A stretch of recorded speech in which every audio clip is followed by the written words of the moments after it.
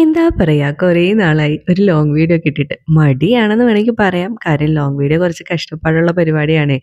Video എടുക്കണം, edit ചെയ്യണം, പിന്നെ അത് അപ്ലോഡ് ചെയ്യണം. അപ്ലോഡ് ആയി വരാൻ തന്നെ കുറേ സമയം എനിക്ക് പിടിക്കും കേട്ടോ. അപ്പോൾ ഇന്ന് ഞാൻ രണ്ടും കൽപ്പിച്ച് ലോങ് വീഡിയോ എടുക്കാമെന്ന് വിചാരിച്ചു. അപ്പോൾ ഡ്യൂട്ടിയൊക്കെ കഴിഞ്ഞ് വന്ന് ഈവനിങ് ആണ് കേട്ടോ. ഏകദേശം ഒരു 7-8 മണിയൊക്കെ ആയിട്ടുണ്ടാവും. ആ ഒരു ടൈമിലാണ് ഞാൻ കിച്ചണിൽ കയറിയത്. ഞാൻ കിച്ചണിൽ കയറുന്ന ടൈമിൽ തന്നെ എല്ലാവരും കിച്ചണിൽ കയറും. അതാണൊരു കോമഡി. എന്നെ ഒന്ന് ഹെൽപ്പ് ചെയ്യാൻ വരുമോ എന്ന് ചോദിച്ചതാണ്. ഞാൻ എണീറ്റ ടൈമിൽ തന്നെ എൻ്റെ കൂടെ എല്ലാവരും ഇങ്ങോട്ട് പോകുന്നു. അപ്പോൾ ഇക്കാക്ക് ഇന്ന് ചോറ് മതി എന്ന് പറഞ്ഞിട്ട് ആളാ ചോറ് വെക്കുന്നതിൻ്റെ ഒരു തിരക്കിലൊക്കെയാണ് കേട്ടോ. ഞാനിന്ന് നൈസായിട്ട് കടലക്കറി വെക്കാമെന്ന് വിചാരിച്ചു. ചോറിന് വേണ്ടിയിട്ടുള്ള മീൻകറിയും ചിക്കൻ കറിയും എല്ലാം സ്റ്റോക്കാണ് കേട്ടോ. അപ്പം ജസ്റ്റ് എനിക്കൊരാഗ്രഹം കടലക്കറിയും അതുപോലെ തന്നെ പുട്ടും കഴിക്കാൻ. അങ്ങനെ കടലയൊക്കെ ഞാൻ രാവിലെ പോയപ്പോഴേ വെള്ളത്തിലൊക്കെ ഇട്ട് വെച്ചിട്ടാട്ടോ പോയിട്ടുണ്ടായിരുന്നത്. അതാകുമ്പോൾ വരുമ്പോഴത്തേക്കും പെട്ടെന്ന് എന്താ കറി അങ്ങ് വെക്കാമല്ലോ. പൊതുവേ കടലക്കറി വെക്കണമെന്ന് വെച്ചാൽ പെട്ടെന്നൊന്നും നടപടിയാവുന്ന കേസല്ല. വെള്ളത്തിൽ കടല ഇട്ടിട്ടില്ലെങ്കിൽ പെട്ടെന്ന് അത് വെന്ത് കിട്ടത്തില്ലല്ലോ. അതുകൊണ്ട് ഇന്ന് രാവിലെ ഞാൻ പ്ലാൻ ചെയ്ത് പോയൊരു പരിപാടിയാണ് കേട്ടോ. അപ്പോൾ അതിന് വേണ്ടിയിട്ടുള്ള പരിപാടികൾ ദേ ഇങ്ങനെ ചെയ്തുകൊണ്ടിരിക്കുകയാണ്. സത്യത്തിൽ എനിക്ക് ഡ്യൂട്ടിയൊക്കെ കഴിഞ്ഞിട്ട് വന്നിട്ട് കുക്ക് ചെയ്യാൻ ഭയങ്കര മടി തോന്നാറുണ്ട്. എനിക്ക് ഭയങ്കര ക്ഷീണവും എനിക്ക് എവിടെയെങ്കിലും കിടന്നങ്ങ് ഉറങ്ങാനായിട്ടാട്ടോ തോന്നാറുള്ളത്. പക്ഷെ വല്ലതും കഴിക്കണമല്ലോ. അതുകൊണ്ടിട്ട് കുക്ക് ചെയ്തേ മതിയാവത്തുള്ളൂ. അപ്പോൾ ഞാൻ കടലയ്ക്ക് കുറച്ച് തിക്നെസ് കിട്ടാൻ വേണ്ടിയിട്ട് കുറച്ച് പൊട്ടറ്റോ ഇട്ട് കൊടുക്കുന്നുണ്ട്. ഒരുപാടൊന്നും ഇടുന്നില്ല. പണ്ടൊക്കെ ഈ പൊട്ടറ്റോയും എന്താ പറയുക, പൊട്ടറ്റോ ഇട്ടിട്ടുള്ള കറി ഉണ്ടല്ലോ, എന്താ നമ്മൾ പറയുക, ഉരുളൻകിഴങ്ങ് കറി എന്ന് പറയും. ചിലയിടത്ത് ഈ ബാജി കറി എന്നൊക്കെ പറഞ്ഞ് ഞാൻ കേട്ടേക്കുന്നു കേട്ടോ. ഞങ്ങളുടെ നാട്ടിലൊന്നും അങ്ങനെ പറയാറില്ല. വെജിറ്റബിൾ കറിക്ക് പൊതുവേ ഒരു ഉരുളൻകിഴങ്ങ് ഇടാറുണ്ട്. അപ്പോൾ ആ ഒരു കറി, അപ്പോൾ അതൊക്കെ പണ്ടൊക്കെ ഇഷ്ടമായിരുന്നു. എന്താണെന്നറിയില്ല, ഹോസ്റ്റലൊക്കെ നിന്ന് അവിടത്തൊക്കെ കഴിച്ചിട്ടാണെന്ന് തോന്നുന്നു എനിക്കിപ്പോൾ അങ്ങനെ പൊട്ടറ്റോ ഇട്ട ഒരുപാട് കറികളോടൊന്നും വലിയ താല്പര്യമില്ല. പക്ഷേ ഈ പൊട്ടറ്റോ മെഴുക്ക് പുരട്ടിയൊക്കെ വെക്കില്ലേ, ഫ്രൈ ഒക്കെ ചെയ്തിട്ട്, ആ ഒരു സംഭവത്തിനോട് ചെറിയ ഇഷ്ടമുണ്ട്.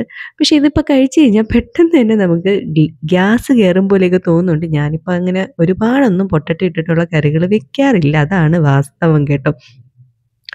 പിന്നെന്താ പറയുക, കുറേ വിശേഷങ്ങളൊന്നും പറയാനായിട്ടില്ല. എല്ലാ ദിവസവും ഷോർട്സ് ഇടുന്നത് കൊണ്ടിട്ട് അതിലെന്തെങ്കിലുമൊക്കെ വിശേഷങ്ങളൊക്കെ പറയാറുണ്ടല്ലോ.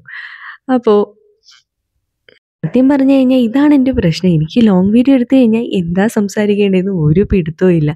ഇപ്പോൾ ഉണ്ടാക്കുന്ന ഫുഡിൻ്റെ റെസിപ്പി പറഞ്ഞു തരാണോ എന്ന് വെച്ച് കഴിഞ്ഞാൽ എനിക്കതും അറിയത്തില്ല. കാര്യമായിട്ടുള്ള രീതിയിൽ റെസിപ്പിയൊന്നും പറയാനായിട്ട് അറിയില്ല. മിക്ക കറികളും ഞാൻ തട്ടിക്കൂട്ടാറാണ് ഉള്ളത്. എൻ്റെ ഷോർട്സിലൊക്കെ ഞാൻ പറയാറുണ്ട് ഞാൻ തട്ടിക്കൂട്ടലിൻ്റെ ആശാട്ടിയാണെന്ന് കേട്ടോ. അപ്പോൾ പുട്ടുണ്ടാക്കാമെന്നാണല്ലോ നേരത്തെ പ്ലാൻ ആക്കിയിട്ടുണ്ടായിരുന്നത്. അപ്പോൾ അതിന് വേണ്ടിയിട്ട് മാവൊക്കെ എടുക്കാമെന്ന് വിചാരിച്ചു. മാവ് എടുത്തപ്പോഴാണ് ഞാനൊന്ന് 2 സെക്കൻഡ് സ്റ്റക്കായി പോയത്.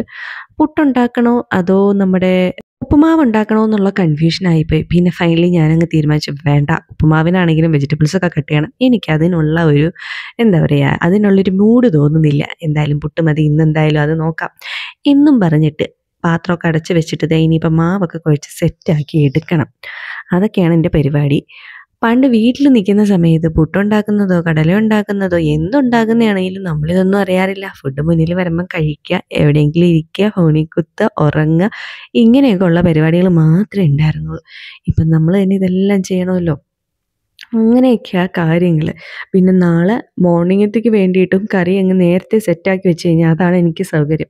കാര്യം ഞാൻ എണീറ്റ് വന്നതിന് ശേഷം എല്ലാ കറികളും കുക്ക് ചെയ്ത് വെച്ച് എന്താ പറയുക, ലഞ്ച് ബോക്സൊക്കെ പാക്ക് ചെയ്ത് കൊണ്ടുപോകുക എന്ന് പറയുന്നത് എനിക്ക് ഭയങ്കര ഒരു പാടുള്ള പരിപാടിയാണ് കേട്ടോ. സമയത്ത് എൻ്റെ കാര്യങ്ങളും നടക്കത്തില്ല. അപ്പം നേരത്തെ ഇതൊക്കെ സെറ്റാക്കി വെച്ച് കഴിഞ്ഞാൽ സമാധാനം. അപ്പം നാളത്തെ ബ്രേക്ക്ഫാസ്റ്റിനും എൻ്റെ ഒരു ചിന്ത അനുസരിച്ചിട്ട് പുട്ടും കടലക്കറിയും കൊണ്ടുപോകാമെന്നാണ് കേട്ടോ. ഇനി രാവിലെ എണീക്കുമ്പം ഈ ഒരു ചിന്ത മാറുമെന്ന് എനിക്കറിയത്തില്ല. ഇപ്പം കുറേ ദിവസം കൊണ്ട് നമ്മുടെ കിച്ചൺ അത്ര മെസ്സി ആയിട്ട് കിടക്കാറില്ല. കാര്യം ലാലു ഉള്ളത് കൊണ്ടിട്ട് അവൾ എന്താ ഞാനിപ്പോൾ മെസ്സിയാക്കി ഇട്ടിട്ട് പോകുന്നതൊക്കെ ഒന്ന് വൃത്തിയാക്കി എടുത്തൊക്കെ വെക്കാറുണ്ട് കേട്ടോ. അതുകൊണ്ട് ഞാൻ വന്ന് കയറുമ്പോഴത്തേക്കും കിച്ചൺ കാണുമ്പോൾ എനിക്ക് നല്ലൊരു മനസ്സമാധാനം തോന്നാറുണ്ട്. ഇല്ലെങ്കിൽ ഞാൻ തന്നെ വന്നിട്ട് ഇതൊക്കെ ക്ലീനാക്കി വെക്കണമല്ലോ. ഇനിയിപ്പോൾ ഞാൻ എൻ്റെ കുറച്ച് ബാംഗ്ലൂർ വന്നിട്ടുള്ള വിശേഷങ്ങൾ പറയാവേ. പണ്ട്, അതായത് ഞാൻ സ്കൂളിലൊക്കെ പഠിക്കുന്ന സമയത്ത് എൻ്റെ ഭയങ്കര ആഗ്രഹമായിരുന്നു ഈ ബാംഗ്ലൂർ, ചെന്നൈ, ഇതുപോലുള്ള ഡൽഹി ഇങ്ങനെയുള്ള സ്ഥലത്ത് പോകണം. എന്തുകൊണ്ടിട്ടാണ് ആഗ്രഹം വന്നതെന്ന് എനിക്ക് ഒരു ഐഡിയ ഇല്ല. വല്ല സിനിമയും കണ്ടിട്ടായിരിക്കുമെന്ന് എനിക്ക് തോന്നുന്നു കേട്ടോ. പക്ഷേ വീട്ടിൽ ബാംഗ്ലൂർ എന്ന് കേട്ട് കഴിഞ്ഞാൽ അവർക്ക് തീരെ ഇഷ്ടമില്ലാത്തൊരു സ്ഥലമാണ്. കാര്യം ബാംഗ്ലൂർ പോകുന്ന ആൾക്കാരെല്ലാവരും ചീത്തയായി പോവും, അല്ലെങ്കിൽ എന്താ പറയുക, സ്വഭാവം ഭയങ്കര മോശമായി പോവും എന്നൊക്കെ ഒരു രീതി എൻ്റെ വീട്ടിലും ഉണ്ടായിരുന്നു കേട്ടോ. അപ്പം അതൊക്കെ ആലോചിക്കുമ്പോൾ എനിക്കൊരു പേടിയുണ്ട്, അങ്ങനെയൊക്കെ ആണോ? പക്ഷെ ഞാനിവിടെ ബാംഗ്ലൂർ വന്നത് ഫാമിലി ആയിട്ടാണ്. അപ്പം വന്നപ്പോഴത്തേക്കും എന്താ ഇവിടെ അങ്ങനെ മോശമാവുന്ന കാര്യങ്ങളൊന്നും ഞാൻ കാണുന്നില്ല. എനിക്കറിയാത്തത് കൊണ്ടിട്ടാണോ എന്ന് എനിക്കറിയില്ല. ഞാൻ പ്രത്യേകിച്ചൊന്നും കാണുന്നില്ല കേട്ടോ. ഇവിടുത്തെ ക്ലൈമറ്റാണ് ഏറ്റവും അടിപൊളിയായിട്ട് എനിക്ക് തോന്നുന്നത്.